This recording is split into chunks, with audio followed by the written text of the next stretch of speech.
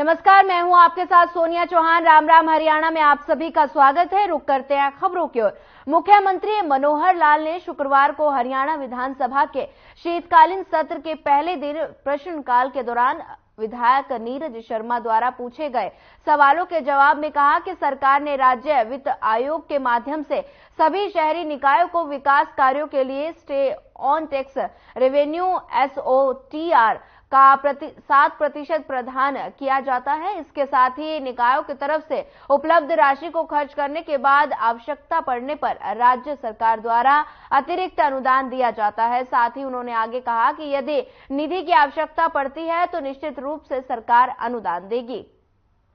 वहीं पिछले वर्ष सरकार ने शहरी निकायों के पास उपलब्ध राशि की जानकारी एकत्रित की थी और ये सामने आया है कि 5,500 करोड़ रुपए निकाय के बैंकों में जमा के रूप में पड़े हैं। वहीं CM मनोहर लाल ने जवाब दिया। अपना एक सिस्टम है लोकतांत्रिक व्यवस्था में, 3 टियर सिस्टम है। 3 टियर सिस्टम में लोकल बॉडीज अलग विषय है, प्रदेश सरकार का अलग विषय है, सेंट्रल गवर्नमेंट का अलग विषय है। हम किसी के सिस्टम में इस प्रकार से डायरेक्ट इंटरफेयर करना ठीक नहीं है, क्योंकि ये सारे काम जो उन्होंने बताए हैं ये कारपोरेशन के काम हैं और कारपोरेशन पहले जो आदतें बनी हुई हैं हमारे सारे सिस्टम में पहले से कि इतना रुपया सरकार हमको दे दे, इतना दे दे, इतना दे दे। अब हमने वर्ष वर्ष से ये सिस्टम बनाया कि जितना जिसके पास फंड्स हैं उन विषयों में, उस मद में जितना पैसा है उसको वहां अपना खर्च करें। आवश्यकता पड़ने पर, क्योंकि निश्चित राशि तो स्टेट फाइनेंस कमीशन के माध्यम से 7% जो हमारे बजट का ये जो हमारा SOTR है, सेल्फ ओन रेवेन्यू जो टैक्स है, उसका 7% हम देते हैं। चंडीगढ़ हरियाणा विधानसभा के शीतकालीन सत्र का पहला दिन था और कार्यवाही के दौरान विपक्ष ने कई मुद्दे में सदन में उठाए और बता दें कि साथ ही सरकार की तरफ से जवाब भी दिए गए। सदन की कार्यवाही के बाद कांग्रेस विधायक दल के उपनेता आफताब अहमद ने हमारे संवाददाता OP शर्मा ने खास बातचीत की। क्या कुछ कहा ये आपको सुनाते हैं। हरियाणा विधानसभा के शीतकालीन सत्र का जो है पहला दिन आज समाप्त हो गया। इसी पर बातचीत करने के लिए हमारे साथ कांग्रेस विधायक दल के उपनेता आफताब अहमद हैं, उनसे बात करते हैं। सर, आज के पहले दिन की कार्रवाई को आप कैसे देखते हैं? कितना फ्रूटफुल लगता है आपको? विपक्ष के जो मुद्दे उठाए गए थे सरकार ने किस तरीके से जवाब दिया?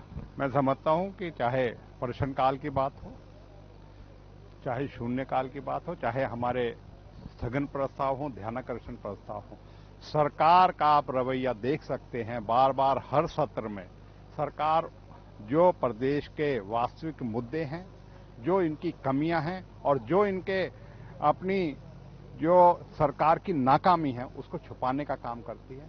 हमेशा ज्वलंत मुद्दे जैसे हैं, अब जहरीली शराब से दर्जनों लोगों की मौत हुई है, एक सच्चाई है। इसमें पुलिस का, प्रशासन का और पूरे स्टेट का एक फेलियर है और इससे हरियाणा को एक बदनामी का दंश झेलना पड़ा है। आज के दिन भी हुश ट्रेजेडी होना, उस बात को अगर हम स्थगन प्रस्ताव लेके आते हैं तो उसको ध्यानाकर्षण प्रस्ताव में संकलन कर देना इस बात को दर्शाता है कि ये जो चीजें आनी चाहिए जनता के सामने, उन चीज सामने लाने से उन चीजों को डरते हैं सदन के पटल पर, क्योंकि इनके पास जवाब नहीं होता। इसी तरीके से अपने जवाबों में भी कि ये जवाब मतलब सवालों में भी कि ये लंबा जवाब है और इसमें अनधिकृत कॉलोनी की बात कर रहा हूं और आप देख सकते हैं कि उसमें कैसे गोल करके, जबकि एक बहुत बड़ी वास्तविकता है कि अनधिकृत कॉलोनियां पनप रही हैं, हजारों की संख्या में ये उनको नियमित कर रहे हैं। और उसमें हो क्या रहा है, उसमें चाहे उसमें रजिस्ट्री की बात करें, गरीबों के साथ धोखा हो रहा है। ना उन्हें सड़क मिलेगी, ना उन्हें बिजली मिलेगी, ना पानी मिलेगा, ना एक व्यवस्थित जीवन जीने का अधिकार जो मिलेगा, लेकिन लूट जरूर हो जाएगी, उनके धन की लूट जरूर हो जाएगी। ध्यानाकर्षण प्रस्ताव फसल मुआवजा को लेकर वह जो बाढ़ से खराब हुई थी, सरकार की तरफ से जो जवाब रखे गए हैं कि मुआवजा दे दिया गया है या बाकी तरह की क्षतिपूर्ति पोर्टल के तहत जो भुगतान करने की प्रोसेस जो है जारी है, तो विपक्ष इससे कहां तक सहमत है? नहीं, हम बिल्कुल नहीं है। हमने बता दिया आपको, ये तो 2023 की जुलाई की बात बताई जो भारी वर्षा और फ्लड के कारण थी। हमने रबी 2022 की आपको सामने कर दिया। 109 करोड़ में से 42 करोड़ रुपए बंटना और मेरे जिले में तो एक साल में 32 करोड़ रुपए में से सिर्फ किसानों के मुआवजे के तौर पे 1 करोड़ रुपए का बंटवारा होना अपने आप में दर्शाता है किस तरह का शासन ये चल रहा है और किस तरह के धोखा एक किसानों के साथ कर रहे हैं। इनको किसानों की भरपाई करने से जो है उससे मतलब नहीं है, सिर्फ अनाउंस करने के लिए है, कि घोषणा करने के लिए कि हमने इतना एक सवाल और है कि आज सदन के अंदर दो विधेयक हैं जो वो आज ही पटल पर रखे गए, जबकि कहा जाता है कि जब सरकार बनी थी तो कहा था कि 1 हफ्ते पहले दिया जाएगा, फिर 3 दिन की बात हुई, लेकिन आज सीधे पटल पर प्रस्ताव रखे जो विधेयक रखे गए हैं, क्या कहेंगे? मैं आज आपने जो बात कही वो मैंने स्पीकर के सामने स्वयं ने इस बात को रखा कि हमारी परंपराओं को तो ऊपर तो चलते हो, लेकिन आपने अपनी परंपराएं जो स्थापित की थी उनसे आप हट गए हैं। पहले 5 दिन का आपने बिल का कहा था और हम नहीं एक्सेप्ट करेंगे, आप दिन के दिन आप बिल लाते हो, तो उस चीज का उन्होंने कहा कि हम ऐसा करेंगे, और इसलिए चर्चा के लिए हमारी मांग पे उसे मंगलवार का करा गया कि हम 2-3 दिन। तो अपने आप देख सकते हो कि सरकार जो है सीरियस नहीं है, सरकार अपने काम में जो है कहीं खाना पूर्ति कर रही है और अपना टाइम पास कर रही है। तो ये थे हमारे साथ कांग्रेस के विधायक आफ्ताब अहमद, जिनका कहना था कि पहले दिन की कार्रवाई को लेकर विपक्ष के सवालों का जो है सरकार सही ढंग से जो है जवाब नहीं दे पाई, साथ ही विपक्ष जो भी पूछता उसको कहीं ना कहीं गोलमाल करने की जो है सरकार की कोशिश रहती है। चंडीगढ़ से हर खबर के लिए ओपी शर्मा। हरियाणा विधानसभा के शीतकालीन सत्र का पहला दिन था। बता दें कि सत्र की समाप्ति के बाद कांग्रेस विधायक भारत भूषण बात्रा ने बयान दिया, जिसमें उन्होंने कहा कि कार्रवाई के दौरान सरकार बचती हुई नजर आई। वहीं आपको बता दें कि यमुनानगर में जहरीली शराब से हुई मौतों को लेकर कांग्रेस ने काम रोको का प्रस्ताव दिया था, और लेकिन स्पीकर ने इसे कॉलिंग अटेंशन में बदल दिया। वहीं जबकि जहरीले शराबों से हुई मौतें एक अहम और संवेदनशील मुद्दा था, उनका कहना था कि काम रोको प्रस्ताव स्वीकार होना चाहिए था। विधायक भारत भूषण बात्रा ने सरकार को चुनौती देते हुए कहा कि अब कॉलिंग अटेंशन पर जब भी चर्चा होगी तो विपक्ष पूरी तैयारी के साथ आएगा। राज्य गीत के चयन पर भी बीवी बात्रा ने कहा कि इस मसले पर 19 दिसंबर को सदन में मामला आएगा, तब देखेंगे। वहीं कांग्रेस विधायक गीता बुक्कल ने कहा कि मैं आरोपी प्रिंसिपल को नहीं जानती हूं, और खट्टर सरकार पर गंभीर आरोप लगाते हुए कहा कि सरकार बच्चियों के साथ दुर्व्यवहार करने के वालों को संरक्षण देती है।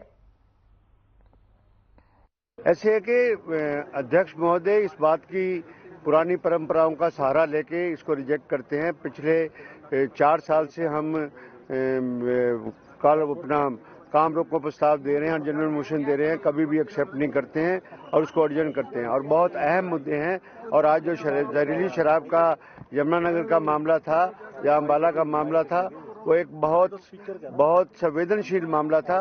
उसके ऊपर काम रोको प्रस्ताव स्पीकर को एक्सेप्ट करना चाहिए था। अब उन्होंने उसको कॉल अटेंशन दिया है, तो देखेंगे 18 तारीख को उस बात के लिए, इस इशू पे कितना विचार रखने के लिए, चर्चा के लिए कितना समय मुकर्रर करते हैं। ऐसे बता दें कि हरियाणा विधान सत्र का पहला दिन था। बता दें आपको कि सत्र के दौरान कांग्रेस विधायक का बीजेपी पर निशाना, सवालों से बच रही है मनोहर सरकार। ये कांग्रेस ने बीजेपी पर निशाना साधा है, और बता दें कि सत्र के दौरान कांग्रेस विधायक का बीजेपी सरकार पर निशाना, बोला कि मनोहर सरकार सवालों से बच रही है। बता दें कि शीतकालीन सत्र की कार्यवाही के बाद कांग्रेस विधायक भारत भूषण ने बात्रा का आरोप। कांग्रेस के वरिष्ठ नेत्री कुमारी शैलजा पूर्व सांसद डॉक्टर रामप्रकाश के आवास पर शोक व्यक्त करने पहुंची। डॉक्टर रामप्रकाश का पिछले कई दिनों से लंबी बीमारी के कारण निधन हो गया था। कुमारी शैलजा ने पीडब्ल्यूडी रेस्ट हाउस में अपने कार्यकर्ताओं के साथ बंद कमरे में बैठक की। बैठक के बाद मीडिया से बातचीत करते हुए कुमारी शैलजा ने कहा कि संसद में हुई घटना बेरोजगारी के मुद्दे से भी देश को मुंह नहीं मोड़ना चाहिए। हरियाणा बेरोजगारी में पहले नंबर 1 पर आता है, ये हमारे विधायक विधानसभा सत्र उठाएंगे। वहीं आपको बता दें, बेरोजगारी का मुद्दा संवेदनशील है, लेकिन सुरक्षा का भी महत्वपूर्ण ध्यान देना चाहिए। वहीं चुनाव में उनकी झलक चुनाव में साफ दिखेगी। कुमारी शैलजा ने कहा कि छत्तीसगढ़ में चाहे सरकार नहीं बनी, लेकिन वोट नहीं घटे।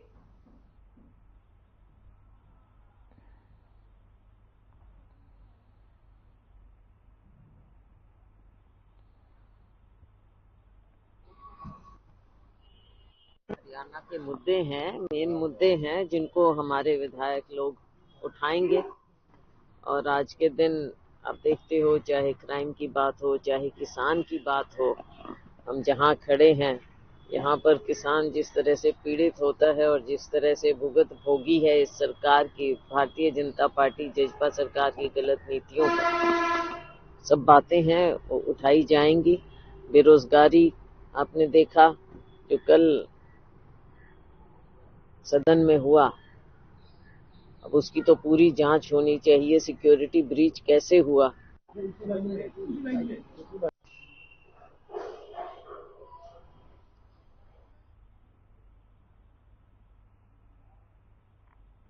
कुरुक्षेत्र की नगर परिषद की निवर्तमान अध्यक्ष उमा सुधा ने गांव मुंडा खेड़ा में विकसित भारत संकल्प यात्रा के उपरांत ग्रामीणों को संबोधित किया। इस दौरान उन्होंने कहा कि प्रदेश में स्वास्थ्य, सुरक्षा, स्वाभिमान, सेवा और सुशासन देने का काम हरियाणा सरकार कर रही है। मुख्यमंत्री मनोहर लाल खट्टर प्रदेश के लोगों के सपने को साकार करने के लिए सभी मुद्दों पर काम कर रहे हैं। इसी के साथ उन्होंने कार्यक्रम में ग्रामीणों से सरकार की जन कल्याणकारी योजनाओं का लाभ उठाने का आह्वान किया। उन्होंने ग्रामीणों की समस्याएं सुनते हुए अधिकारियों को इन समस्याओं की प्राथमिकता के आधार पर समाधान करने के निर्देश भी दिए और इस दौरान खेतों में ड्रोन का प्रदर्शन किया गया। मेरी कहानी मेरी जुबानी के माध्यम से योजनाओं के लाभार्थियों ने अपने मन की बात साझा की और उन्होंने सभी को विकसित राष्ट्र की शपथ भी दिलाई।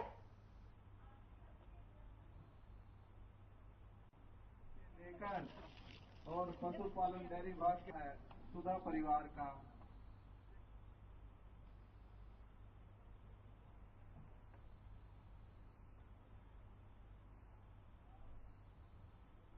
कुरुक्षेत्र के सांसद और भाजपा प्रदेशाध्यक्ष नायब सिंह सैनी ने कहा कि लोगों के घर द्वार पर केंद्र व राज्य सरकार की योजनाएं पहुंच रही है। गांव डेरू माजरा में उन्होंने विकसित भारत संकल्प यात्रा का स्वागत किया और विभिन्न विभागों के स्टॉलों का भी निरीक्षण किया।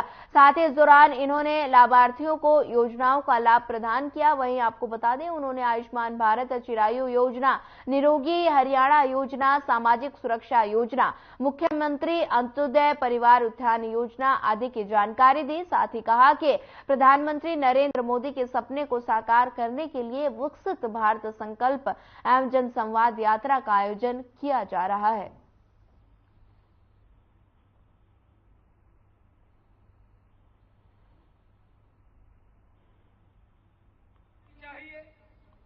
खर्चे कम होने। कांग्रेस के समय के अंदर देश भूला नहीं है। देश के लोग जानते हैं अटल जी ने गांव के अंदर गैस का सिलेंडर शुरू किया था और कांग्रेस जब यूपीए की सरकार आई तो वो गैस का सिलेंडर 3 दिन के अंदर हमें मिलना शुरू हो गया था। 3 दिन तक हम लाइन में लगे रहते थे। ये गारंटी तो कांग्रेस की है। नरेंद्र मोदी की गारंटी लाइन को खत्म करना, उसके घर के अंदर गैस का सिलेंडर पहुंचाना है और ये गारंटी देने की बात करते हैं। सीपीओ साहब हैं, कितनी अच्छी सुंदर व्यवस्था के साथ सभी अधिकारियों के साथ समन्वय बनाते हुए कार्यक्रम को सफलता तक पहुंचाने का काम करते हैं। मैं पुनः माननीय अध्यक्ष जी का और आप सभी का भी अभिनंदन करता हूं, स्वागत करता हूं। आदरणीय साथियों, समय बड़ा कम है, मैं तो केवल 2 मिनट का समय आपके बीच में लूंगा।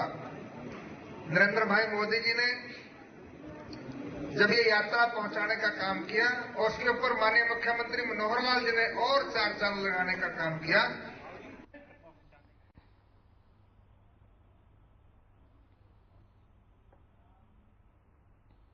चलिए फिलहाल वक्त तो चला एक छोटे से ब्रेक का। ब्रेक के बाद जल्द हाजिर होंगे।